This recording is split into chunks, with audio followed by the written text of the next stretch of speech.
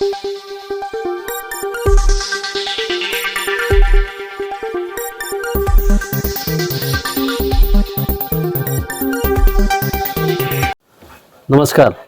Asian news चॅनलमध्ये आपले स्वागत आहे।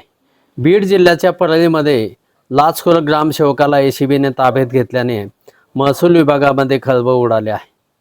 विहिरीच्या बांधकामाच्या बिलावर सही करण्यासाठी दशरथ गोरे या ग्रामसेवकाने लाच मागितल्याचे समोर आले आहे। या प्रकरणी संबंधित ग्रामसेवकाविरोधात गुन्हा दाखल झाला आहे। मात्र या घटनेने ग्रामस्थांमध्ये खळबळ उडाली असून नागरिकांनी संताप व्यक्त केला आहे। दशरथ देवीदासराव गोरे असे या लाचखोर ग्रामसेवकाचे नाव असून त्याने तक्रारदाराकडून विहीर बांधकामाच्या बिलावर सही करून ते मंजूर करण्यासाठी लाचखोर ग्रामसेवक दशरथ गोरे याने 1000 रुपये मागितले। मात्र तक्रारदार आणि ग्रामसेवक यांच्यामध्ये तडजोडीअंती 500 रुपये देण्याचे ठरले।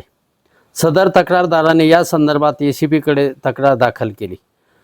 तक्रारीची शहानिशा केल्यानंतर पडताळणीअंती एसीबीने सापळा रचला। या सापळ्यामध्ये दशरथ गोरे अडकले।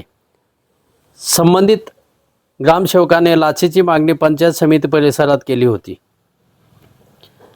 एसीबीने दशरथ देवीदासराव गोरे याला ठरल्याप्रमाणे रक्कम स्वतःच्या खाजगी कार्यालयात स्वीकारताना रंगेहात पकडले। या घटनेने संपूर्ण बीड जिल्ह्यामध्ये खळबळ उडाली आहे। ही कारवाई एसीबीचे बीड विभागाचे पोलीस निरीक्षक कवडे यांच्या मार्गदर्शनाखाली करण्यात आली।